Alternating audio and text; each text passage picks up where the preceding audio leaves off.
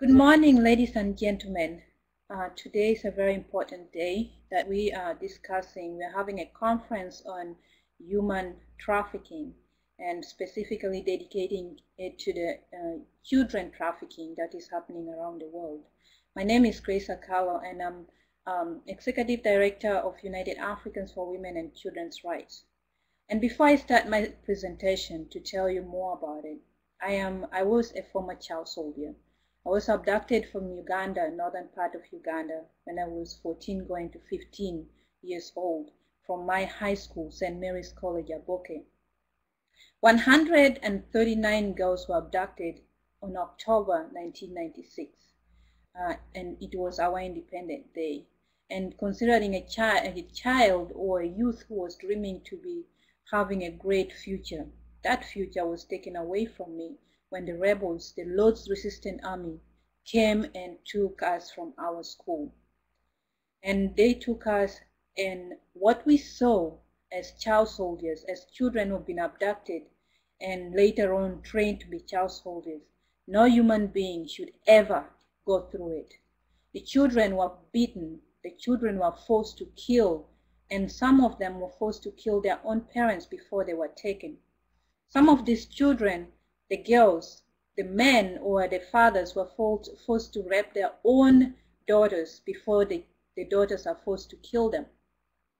So in this case, when the child is taken, the child has has a guilt first, and also has nowhere to go back to in case he tries to escape. And after that, the children were given AK-47, and these children were sent to fight. Some of these children were not able to make it up to today. The title of my presentation today, Child Soldier, What is it worth? Money or power? Trafficking children for labor, child soldiers, or sex slaves is pure evil that everyone must be able to fight, or must be geared to fight to stop it, because children are our future. Today, 2012, 2013, more than 24 countries are using children in armed conflict. Some of these countries are government organizations or paramilitaries that are using children in their own armies. And this includes the infamous Lord's Resistance Army that started in northern Uganda in 1986. The Lord's Resistance Army abducted and killed and destroyed the northern part of Uganda. And the Lord's Resistance Army moved into eastern Congo in 2006 after the failure of the peace talk, the Juba peace talk in southern Sudan. The children these days are directly targeted, and I wonder what kind of future we are going to have. The magnitude, it's estimated that 3,000 to 5,000 children have been and are still involved with the fighting forces as child soldiers in more than 14 countries. And some of these children are killed or maimed, abducted, and sexually abused. And those who are killed, their records sometimes don't exist. So basically they don't exist in the world. And some of these children are forced to become child soldiers at the age of 7. And this is really, really not the life you want for our children. They're forced to commit unspeakable atrocities. As I said before, they're forced to kill their own parents, relatives, neighbors, torching their houses, and they also their own homes that they used to have would be destroyed, and they have nowhere to come to or call home when they come back home. And some of the girls, and as I said, 300,000 to 500,000 of these children are abducted or kidnapped or coerced to become child soldiers. 40 to 50% of these girls, of these children, are girls. And the girls, not that the boys don't suffer, they do, but the girls given the nature of given their nature of being girls, they're forced to become child soldiers, they're forced to become child wives, and at the same time they're forced to become child mothers, or they get sick or vulnerable diseases from being sexually abused. And as you see, the picture shows how the children, this was drawn by a child soldier from northern Uganda, describing their experiences. Some of these children, when they return, they cannot speak. They have to have a way to express what happened to them. So that picture shows what really happened to the person during the time of abduction. And the wars, the conflict that happened that are targeting children, this causes the loss of lives, the family, the livelihood, education, health, rejection, and they become sex workers for girls when they try to return because they're rejected, as mentioned before. They're rejected by their own families. They become outcasts in the community. And now, the infamous the Lord's Resistance Army, as I introduced before. The Lord's Resistance Army is a very, very dangerous group in the eastern part of Africa. And that, as it started from Uganda, now went to southern Sudan, and now they're in eastern part of Congo. And now some of the eastern countries like the Central African Republic. They go there still abducting and destroying the lives of children. And in northern Uganda, more than 60,000 children were abducted. And some of these, as I mentioned, 50% were girls. And girls were physically abused, sexually abused.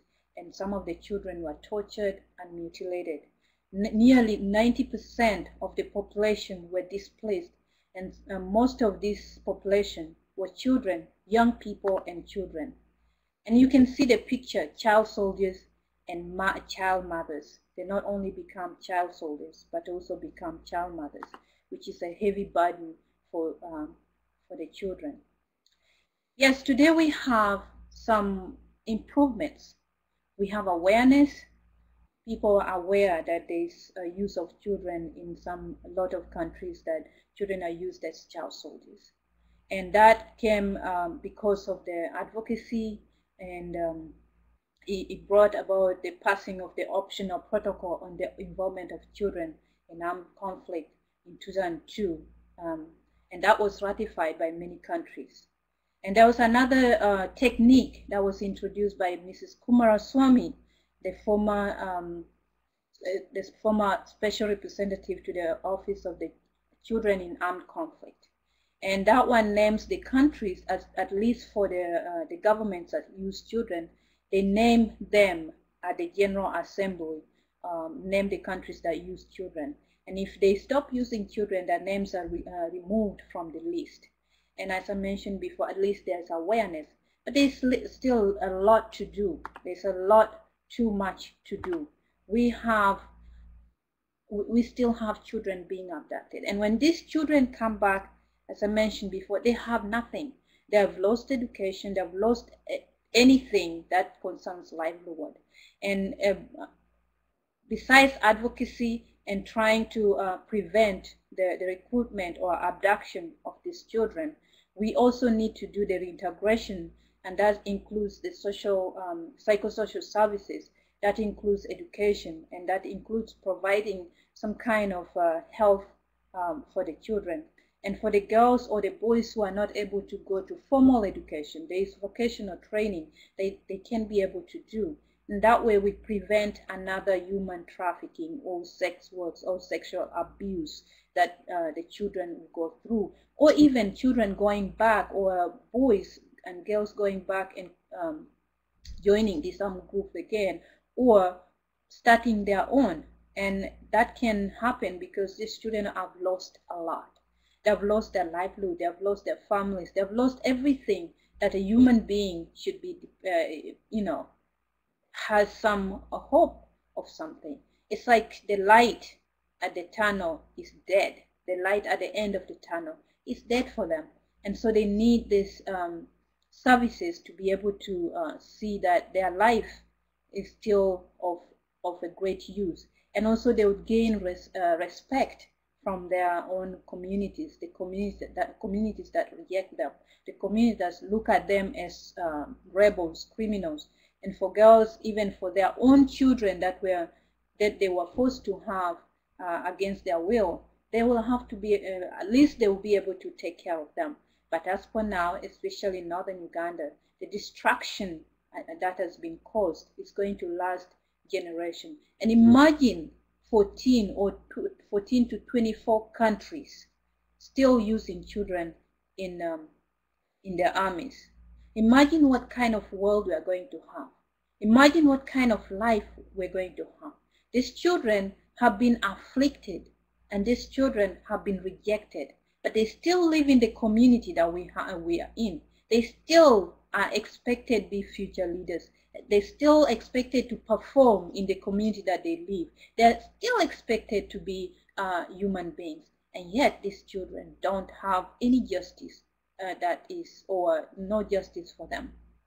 And the people who have been committing these crimes, thank God that we have some milestones that has been happening, especially with the International Criminal Court, at least indicting Joseph Kony, indicting people from the leaders from Congo, and putting people in, prosecuting them.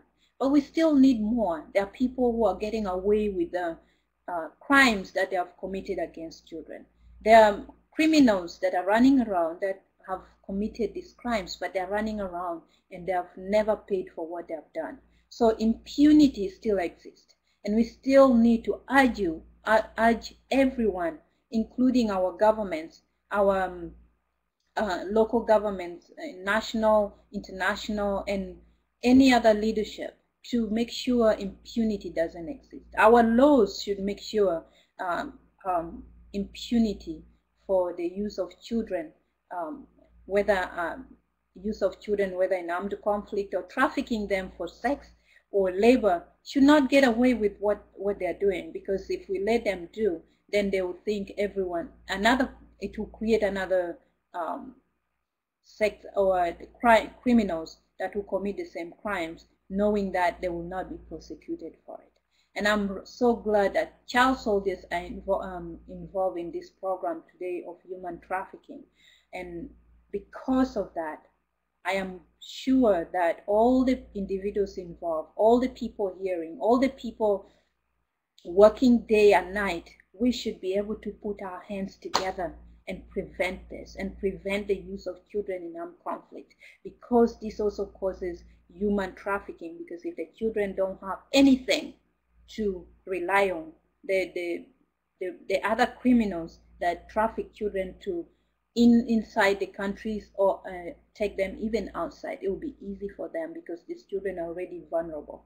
I believe that with one and two together, we'll be able to change the situation of human trafficking, especially the use of children, or the abduction, or the use of children in labors or sexual trafficking. We should be able to stop, because all of us are connected.